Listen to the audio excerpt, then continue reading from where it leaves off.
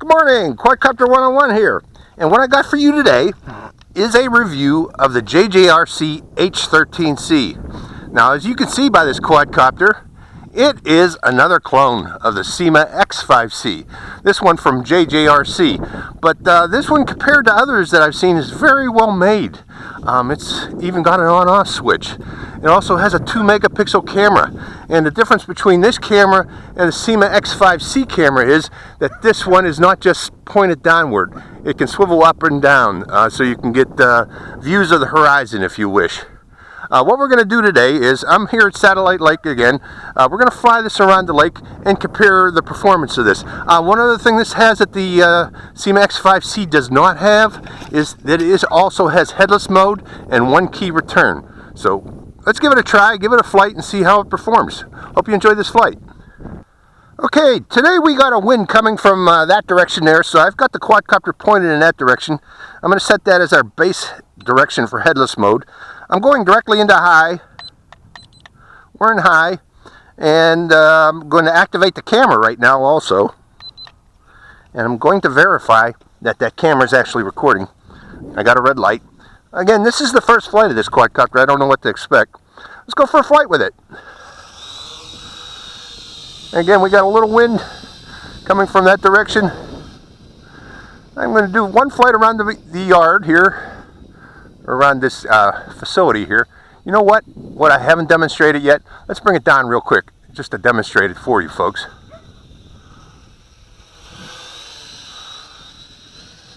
Is what happens if I lose contact with this transmitter. It's summertime and I don't want to go beating the bushes for this, so I want to know right away if this is going to do a flyaway. So I got it activated. Let's turn off the transmitter.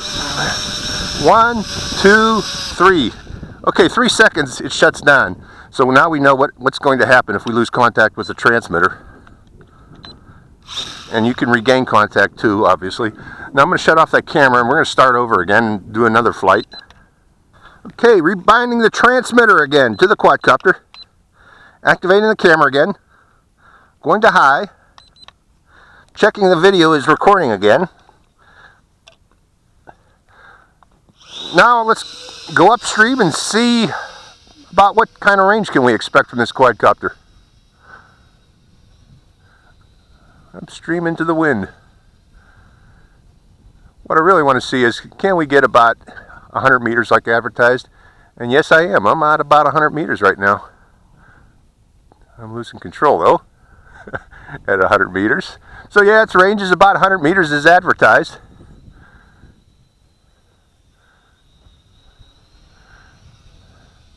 Let's fly overhead and get some, or fly upwind again. And this time, I'm going to go upwind and I'm going to let it loiter and let the wind blow it back. And at the same time rotate. Show you what its camera looks like in hover.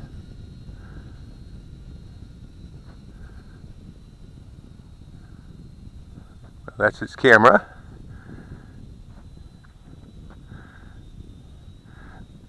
Now headless mode. I'm entering headless mode. Pushing to the right.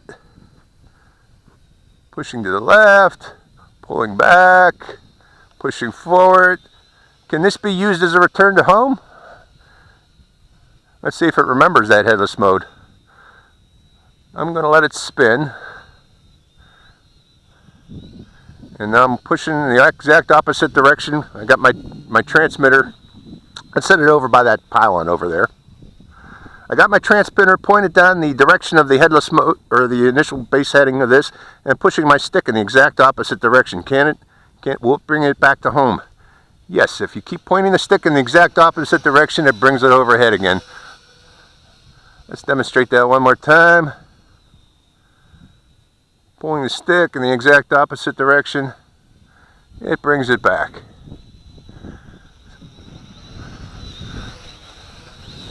Now, headless mode can be used for panning purposes. I'm going to low. Pushing up, and I'm going to keep the camera pointed at myself. I'm going to try to do with 180 degree around my position.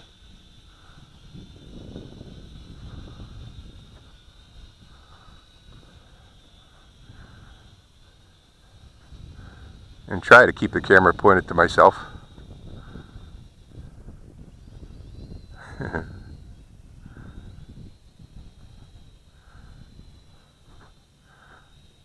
So again, headless mode can be used for panning purposes without a gimbal. Although, keep in mind it's going to be, I think my battery just went. Now we know what the flight time is when recording.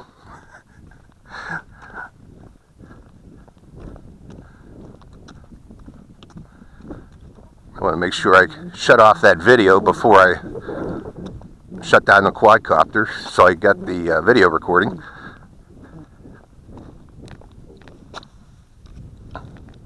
And shutting down video, see the red light? At least I can regain bind on this. And video off.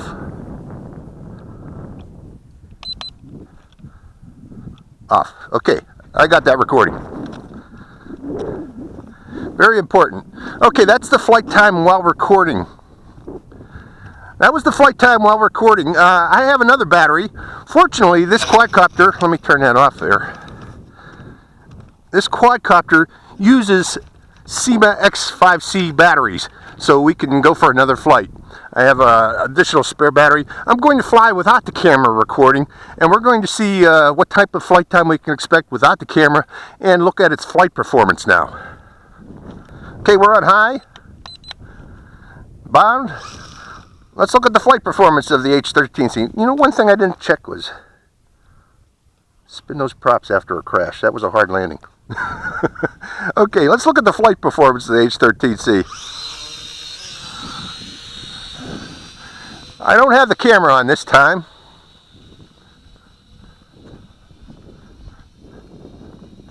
I want to look at stability first. Let's go to low. Can a beginner fly this? Now this comes with prop guards also. I don't like flying with prop guards, but for you beginners out there, yes, you can put flight or prop guards on this. It has prop guards. There's a wind, but it's a nice, seems to be very stable flyer. Very comparable to the X5C. Let's bring it down low. Put it in hover in this little wind. A little more throttle. But yeah, nice stable flyer. Any beginner should easily learn to fly with this quadcopter. Let me get a thumbnail while we're at it. Here's my thumbnail for the YouTube. Get it up a little higher. Want to get the mountain in the background. Okay, let's go to high. Let's see how maneuverable it is.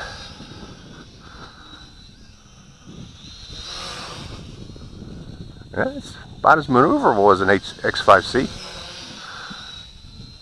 But you have to remove the battery door and the landing gear, or the battery door mainly, and the camera. It will be exactly as maneuverable as an X5C without a battery door. But yeah, where's the flip button?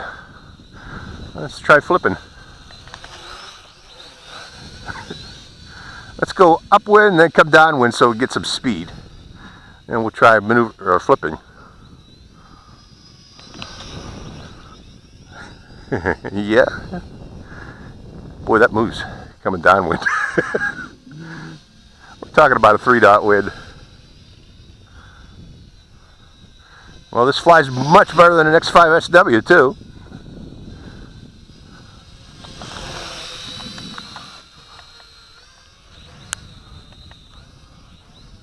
Yeah, it'll flip.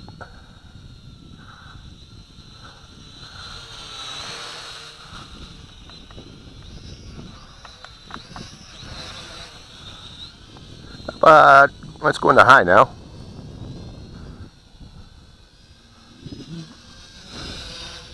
And try out the funnels in the wind. funneling in the wind. Let's send it way upwind. So, you know, this is a real good clone of the X5C. And at about, I think it's about $40, you know. Comes with a 2 megapixel camera. I hope that video came out nice. We'll find out. But for the price, for $40, I hope that price stays the same. It seems to be a darn good clone. And the lights are not flashing, as usual. You know, that's the thing about the X5C and this quadcopter. You turn on the light, or turn on the camera on these, and that camera uses the battery power from the quadcopter. And as such, here, I'm going to turn the camera on shortly. I'm going to go upstream here and let the wind blow it back. Video. Got it pointed at me. And there goes the wind. The thing is, that camera, it sucks juice from the quadcopter's batteries. Now, with that in mind, if you turn that camera off, as you see, you get greatly increased flight range on this quadcopter. I'm flying for a good long time with this. So I'm turning the camera back off again. I'm going to bring it in close real quick, say hi. Hi. And going back to camera off. Nice little quadcopter. Very nice flyer. Excellent clone. Good job, JJRC. This is very comparable to the X5C. Nice and smooth. Perfect for beginners. I think beginners will love this. And they'll save themselves $16 over the X5C. Because, you know, nowadays, I'm really surprised that they've never lowered the price on the X5C. It is a good quadcopter, but when it's been around that long as the X5C has, they should have lowered the price by now. And with that in mind, that leaves a door open for these competitors who come in with, okay, if you're not going to lower the price, I can do that quadcopter also at a much lower price. And it appears that JJRC has with this quadcopter, the H13C. I'm very impressed. And notice, good flight time now without the camera. Again, that's common for both this quadcopter and the X5C. You turn that camera on, the X5C only gets a flight time of about 3.5 minutes when the camera's recording. Good quadcopter. I don't know what more to say. This thing keeps on flying without that back camera. Good. This is a very good learn to fly quadcopter too, folks. I highly recommend this one too. I'm not sure about the motors. The motors, you could probably get those. Well, I'll tell you what, I almost guarantee you'll be able to find motors somewhere. All of these quadcopters use generic motors, more in effect. They're either 7x20s or 7mm diameter by 20. There goes the battery. That's the flight time without the camera recording. They're either 7mm by 20 or 8mm by 20 or 8.5mm by 20. Those seem to be the three standard sizes, generic sizes for these quadcopters. Brush that dust off. So that was the H13C. My overall impression, very good quadcopter. Very good clone of the X5C. It's almost darn, exact same performance as the X5C. And I like its camera better. Its camera is pointed so that you can point it up or down if so desired. One thing though, one final note I want to mention about this camera, it uses MJPEG format and its compression scheme is not very good. You're going to get very large file sizes is what I'm trying to say. Because of that, you're going to want to definitely use a Class 10 card in this. Recently I went to Fry's in Las Vegas and I bought a bunch of Class 10 cards for about $7 each for these quadcopters. A Class 10 card, if you don't use the stock card that comes with this camera, I guarantee you're going to probably have problems. You're going to have frame skipping and all kinds of other problems with the video. You can mitigate that by getting rid of the original cheap card that they give you and using a better camera card. Okay. Again, this is the H13C Quadcopter 101. Hope you enjoyed this review. Quadcopter 101, signing out.